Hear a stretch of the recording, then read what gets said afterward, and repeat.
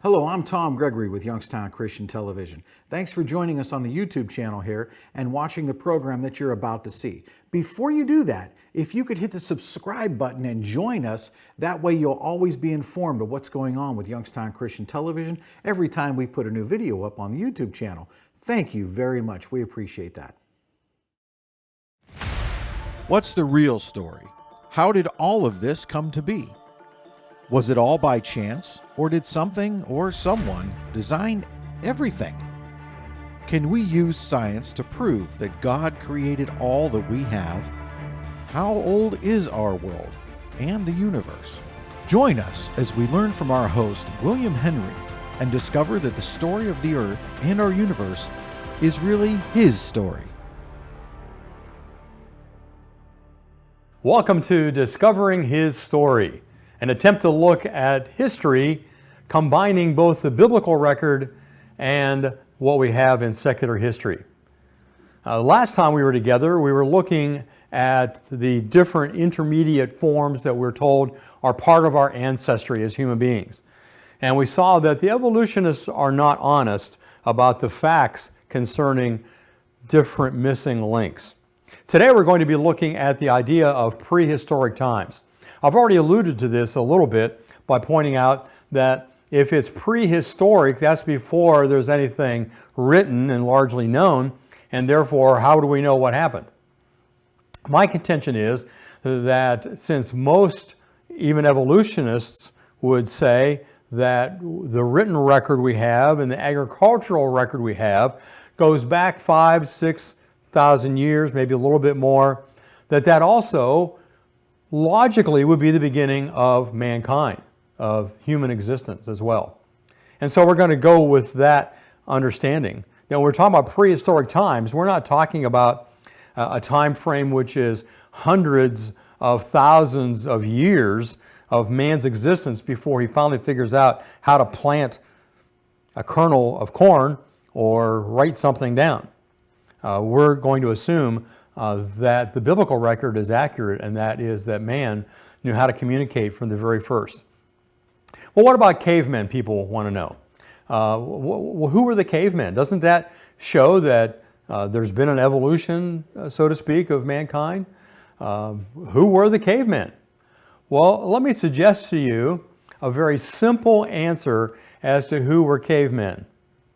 They were people who lived in caves. Yeah, that's it. People who lived in caves were cavemen. Now, that's no different than, for example, an apartment man who lives in an apartment, a hut man, an igloo man, a teepee man, a castle man, and yes, a caveman. Cavemen were just men and women who lived in caves. It doesn't tell us anything about what they looked like. It doesn't tell us how they dressed. It doesn't tell us their mental intelligence. It simply is that people lived in caves. In fact, there's some indication that in some communities at least, that people who lived in caves were actually ones who were deemed to be a threat to society that lived nearby in structured homes or tents, and therefore were sent out of the village and lived in caves as a consequence. But there are others who simply lived in caves for convenience. In fact, there are people today who live in caves. That doesn't make them less intelligent. So that's the cavemen. Another question that comes up is, what about the ice ages? What are the ice ages? We hear about all these ice ages that took place, and how much extra time is needed for the existence of Earth in order to accommodate all these ice ages. Well, millions of years of ice age, if you melt it down, it really is an age with lots of ice, but not so much age. Didn't really last that long. It's hundreds of years rather than millions. This is the approximate extent of the ice sheets at the peak of the ice age.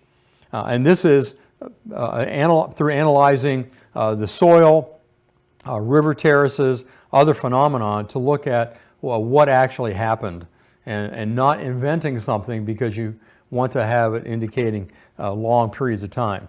So you can see that the Ice Age did come down through North America, where most of us live, and covered the area in which we live. I live in Ohio, and so there were glaciers that came through here. There's a good indication of glacier movement up in Kelly's Island in Lake Erie. An interesting place to go if you have the opportunity. But there was one ice age that took place following the flood. There was an ice age before that. Adam says, "Eve, why are you acting so cold towards me? Did I do something wrong?" She says, "You figure it out, Adam." That's the Earth's first ice age. And that one has been continuing on, as you know. What about dinosaurs? That's another question that comes up when people want to know about ancient times. Did dinosaurs live the same time as men? Well, in our public schools, we're told that no, they did not. That dinosaurs lived millions and millions of years before man ever appeared on the planet. But is that true? You might have an idea as to the answer to that question based on what we found previously concerning what evolutionists have told us about a number of different things. But the quick answer is no, that's not true. The dinosaurs and men have lived together, can be demonstrated. First of all, from God's Word. In Job 40, we're told that about Behemoth, which God says, "I made with you. He eats grass as an ox. His strength is in his loins. His force is in the navel of his belly. He moves his tail like a cedar. The sinews of his stones are wrapped together." His groin area. Tail like a cedar. You got to admit, that sounds like a pretty big tail, right? And yet the footnote in a lot of Bibles say that the behemoth is possibly an elephant or a hippopotamus. Have you ever seen an elephant or a hippopotamus? Do they have a tail like cedar? Now, this is simply an accommodation to evolutionary ideas. This is most likely describing what we see there in the upper right-hand picture, a form of dinosaur. I would suggest for further research, going online, going onto YouTube and looking at one of two videos, or both of them. One's called The Secret History of Dinosaurs, and the other is called Forbidden History, Dinosaurs in the Bible. Both excellent sources that go into the accounts of dinosaur sightings in ancient times up through the present day. We're going to look at a few pictures that delineate that same material. First of all, here is a picture of a temple in in Cambodia today. It was from ancient times, and there's a dinosaur depicted on it. We'll get a close-up look here. Do you see it there? In this Cambodian temple that was built many, many years ago, thousands of years ago, there's a stegosaurus. How did they know to put a stegosaurus on there? They must have seen one.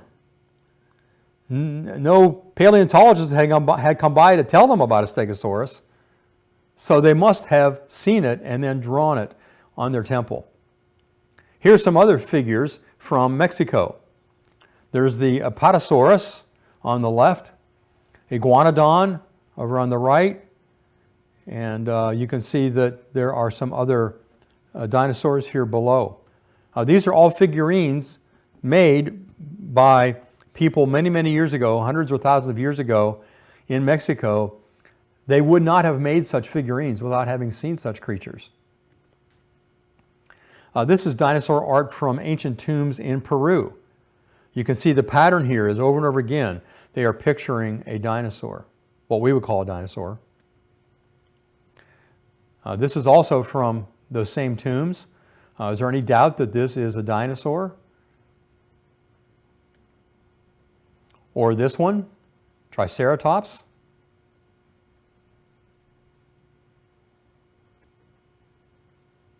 Or an Allosaurus fighting against a man? And here's man and a Diplodocus. Now, these are similar enough to what we have found in dinosaur fossils for us to know that these were not made up out of their heads. These are just like the dinosaur bones and reproductions that we have today. Now here's another place in Natural Bridges National Monument. This might be a little harder to see, but up above you see where it says man, pointing to a figure of a man, and then down in the right-hand corner is a dinosaur, pictured together on the same rock, drawn by the same person probably.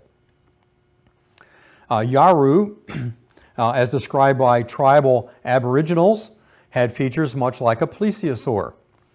The above drawing by a traditional artist was produced from descriptions. Neither he nor the storytellers knew of plesiosaurs or what they look like. By the way, if you put that plesiosaur upright with his head sticking out of the water, does it look familiar? The Loch Ness Monster looks very much like a plesiosaur. So whether he exists now or not, I don't know. But certainly the pictures and drawings that I've seen of the Loch Ness Monster looks very much like a plesiosaur. Here's a stunning image from Bishop Bell's tomb, who died in 1496. He's buried under the floor of the church in Carlisle, England, and it shows what appears to be dinosaurs. The image reveals the engravings in the brass fillet which any schoolchild would innocently identify as well-known sauropod dinosaurs, those with long necks and tails. They appear to be engaged in a fight with their necks, which is also typical of giraffe behavior, or perhaps courting displays, also familiar within the animal kingdom. Later on, when we get to the cultures after the flood, we're going to see other drawings, indications that people then knew about dinosaurs. So when we think about dragons, we usually picture something like this. And so people are taken aback by us talking about dinosaurs when the Bible doesn't talk about dinosaurs, they say. And so how can there be dinosaurs in times when there were humans? Well, the word dinosaur wasn't invented until the early 1800s. Before that, there was another name worldwide for dinosaurs. It was dragon. So anytime you hear references to dragons in old tales, they're really talking about dinosaurs. Here's a brief history of dragons around the world, and I can't take time to go through all of them. I suggest you go to the website at the bottom there, and you can look at the information about all these different areas of the world in which there are dinosaurs, or dinosaurs pictured. In fact, you think of China and the dinosaurs that are so much a part of their culture. That didn't come out of thin air. In fact, Marco Polo reports that when he went to China, that he actually saw dinosaurs, or dragons as he called them, pulling a cart. They were domesticated. And so there's a long history of dragons throughout the world. I recommend to you, for further information, the book After the Flood by Bill Cooper. Now, he goes through the history of Europe from the flood until at least medieval times, documenting the lineage the kings had dating back to Japheth. But he also has a lot of information about dinosaur sightings throughout the Middle Ages and into somewhat more modern times. So, we have two perspectives from which we can choose. Is our ancestor Adam, or is it an ape? It has ramifications, because if Adam is in your past, then you understand that God created you, and there are absolutes from God. God sets the rules. However, if you want to claim an ape in your past, then there are no rules. There's relative morality, because man sets the rules. And when man sets the rules, you end up with a world that's not so moral anymore. Much like the world in which we find ourselves in today, and in which we seem to be getting worse and worse the further we move away from the biblical standards that were once a part of our land. I like the 7 C's of history that Ken Ham has produced at Answers in Genesis. I think this is a good summary of all of history. We start with creation, we move to the corruption that occurred in the Garden of Eden with Adam and Eve. They moved then to the catastrophe of the worldwide flood, and we'll be talking about that a little bit later. Then we had the confusion of the Tower of Babel when the languages were confused. so that they would spread over the earth. And then we move ahead, way far ahead to the time when Jesus Christ was born, when he became the incarnate Word. He was the God-man. And then he suffered on the cross and died, rose again from the dead. And then in the future yet, we have the consummation of all things, when all things come together in the end of history. So those are the 7 C's of history that I think are very helpful for us. We are still back at the creation era, and so we move forward from there. And another question that often arises is, where is the Garden of Eden? You know, if there's a Garden of Eden, where is it today? People are skeptical of that. Well, for one thing, where the Garden of Eden may have been, according to the description we have in Genesis, where the rivers are flowing together and 2 of them are named, would probably be under the Persian Gulf right now. But even if it is there or somewhere else, the flood would have wiped out all indications of it anyway. So it may be interesting to speculate as to where is the Garden of Eden, but it's not really all that helpful in the long run. The fact is that it existed, that God placed man and woman there, and they were then booted out because of their disobedience. The next interesting thing we come to is after the fall of man, we find in Genesis 3 to Genesis 6. This is one of the questions that often arises when people are looking at the book of Genesis, and that is the sons of God narrative in Genesis 6. And just simply, we're told there that the sons of God cohabited with the women, the daughters of men, it says. The sons of God cohabited with the daughters of men, and that was a great sin of some kind. Well, you probably have heard at least one perspective on that, but I'm going to give you a couple others as well for you to consider. The one that's most popular is to think that these are fallen angels, that angels came and had sexual relations with women, and that they produced giants, and there was a lot of evil in the world, and God said that he was upset with that evil.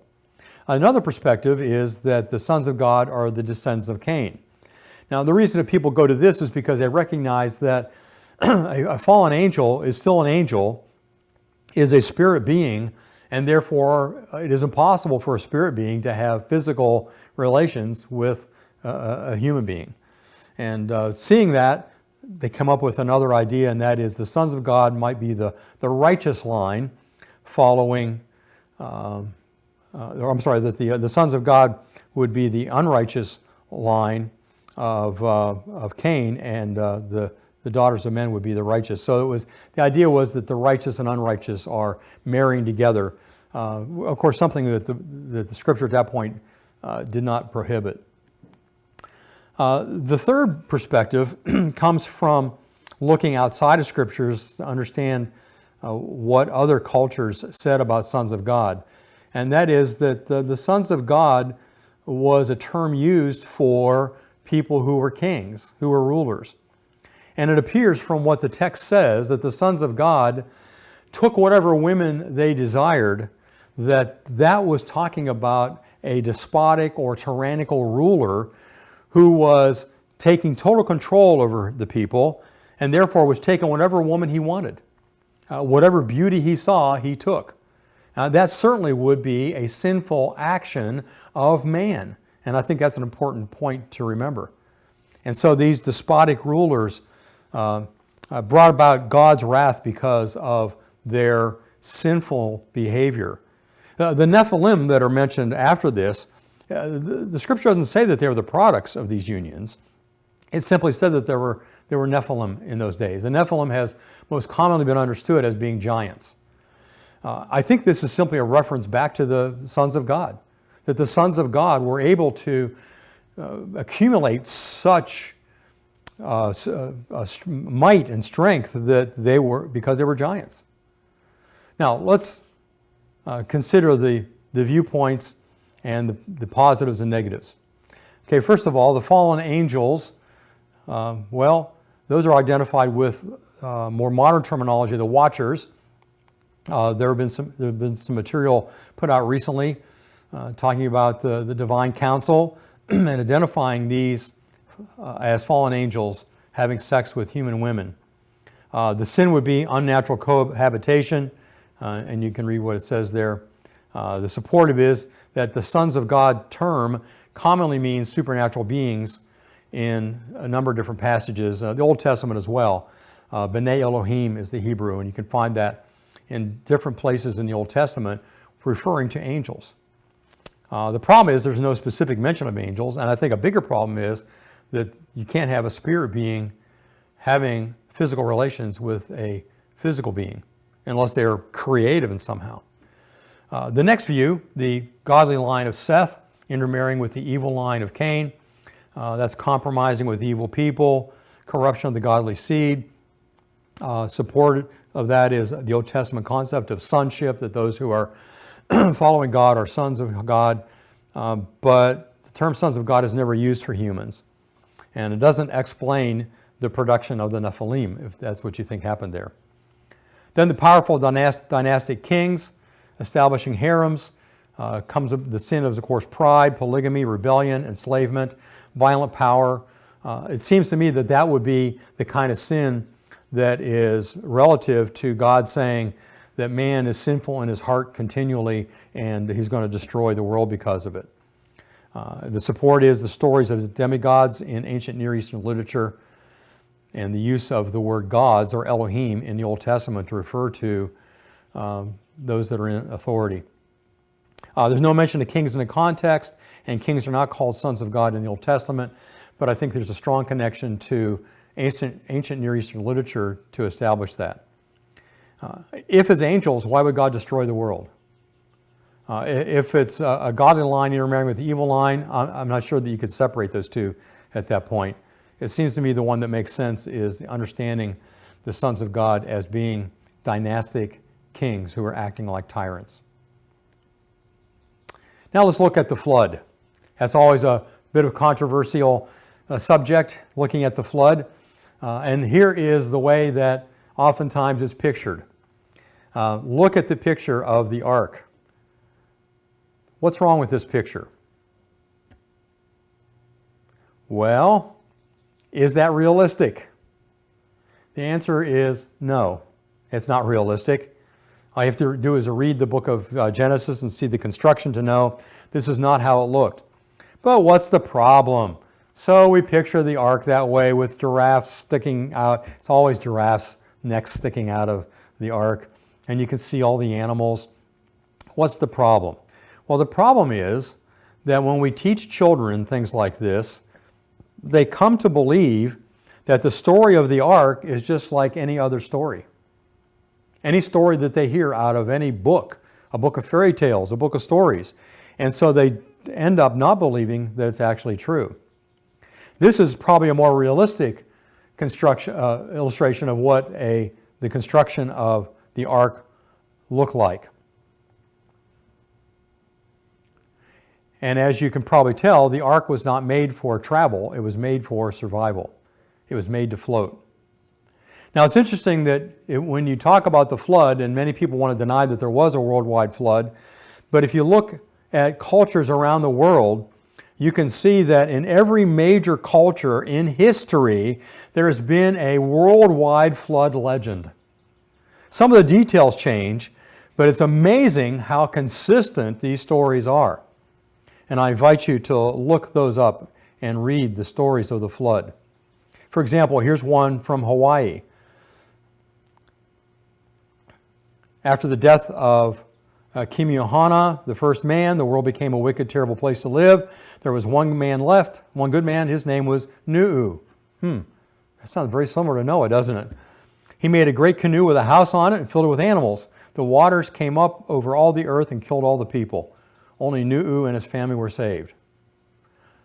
No exposure to the Bible here. That's a legend that they had in Hawaii. Then we look at this one. Fuhi, his wife, 3 sons and 3 daughters, they got that part right, escaped a great flood. He and his wife were the only people alive on earth. Again, same as the Bible. After the great flood, they repopulated the world. The same. There are more than 270 flood legends in the world. Another interesting fact is that when you look at the Chinese word for boat, and in the Chinese language, they don't use letters. They use symbols of words and put it together. And so the symbol for boat is made up of three other symbols. It's vessel, 8, and people or mouths. 8 people on a vessel. Does that sound familiar? In the history of the Toltec Indians of ancient Mexico is a story of the world that lasted 1,716 years and was destroyed by a great flood that covered even the highest mountains. And they tell of the escape of a few men in a boat that looked like a closed chest. And then they began to multiply and then built a great tower, interestingly as well. The languages became confused. And so they go back to that story as part of their ancestry. In the Babylonian record, we have another flood account. Another flood account was prevalent during the time of Alexander the Great, probably recorded by a Babylonian historian for the benefit of the Greeks. He wrote of the pre-flood rulers and the great deluge that covered the earth. In this Sumerian kings list, which we'll come back to later for another point, it says, the flood swept over the land. After the flood had swept over the land and kingship had descended from heaven for a second time, Kish, or Cush we call it in the Bible, became the seat of kingship. So in this ancient list of Sumerian kings, it tells us about a worldwide flood. Here's a chart that shows the full representation of the biblical idea in all of those different cultures. From the Assyrio-Babylonia 1 and 2, Persia, Syria, Asia Minor, Greece, Egypt, Italy, Lithuania, Russia, China, India, Canada, Cherokee, 2 in Mexico, Peru, Leeward Islands, Fiji Islands, Hawaii. And many of them are full representations, and there's quite a few that have a partial representation. And you can see all the parts that are included. Are we to believe that all these different people just came up with this idea, the story, out of their own? It doesn't seem very likely, does it? And so I think history tells us that there indeed was a great flood.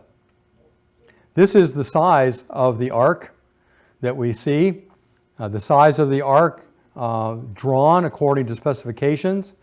I read once that when the artist drew the ark looking like this, as an idea of how it might look in the Ararat Mountains, that it was taken to a very old man who claimed that he had been at the ark as a young boy with his father. An expedition had come from Russia to look for the ark, and that he had seen it. And as he saw this ark, this old man said as a boy he climbed on top of the ark and ran on it. And he said this picture looks exactly what he saw. And that the Russian expedition, in fact, had taken pictures of this. Well, what happened to the pictures? Well, it just so happened while they were in Turkey taking pictures of the ark, there was a revolution in Russia. And the Bolsheviks took over, establishing a communist dictatorship based on atheism. And when the plates of the pictures arrived in Moscow, they simply destroyed them. Since then, it's been very difficult to get up to where the ark is, although many have tried. And our next episode, we're going to continue looking at some aspects of the ark, as well as looking at some other myths that I would like to bust. And so I hope you'll join us next time for Discovering His Story here on Youngstown Christian TV. What's the real story? How did all of this come to be? Was it all by chance, or did something or someone design everything? Can we use science to prove that God created all that we have? How old is our world and the universe? Join us as we learn from our host, William Henry, and discover that the story of the earth and our universe is really his story.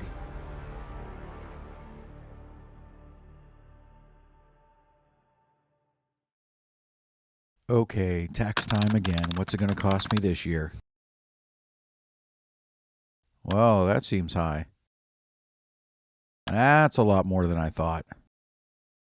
Is everyone this expensive? Here's a local company. Let's check them out. They've been around for 15 years. Average fee less than $79. I'm going to Tax 29. They have an office near me.